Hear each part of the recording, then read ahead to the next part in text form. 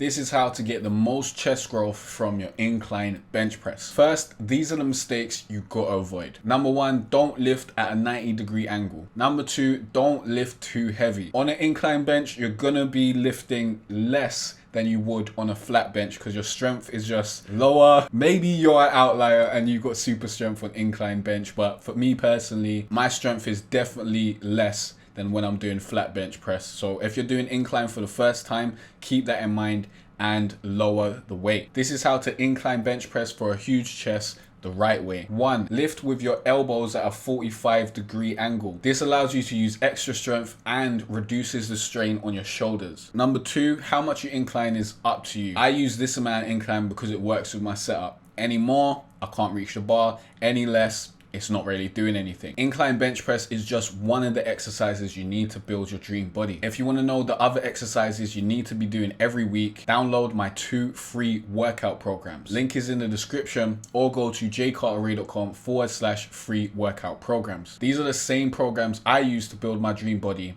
and I'm still using the Trap God program to this day. You got nothing to lose except for the opportunity to download these workout programs while they're still free, because they won't be free and available forever. Don't miss this opportunity. If you got any questions, leave them in the comment section. I'll see you in the next video. Peace out.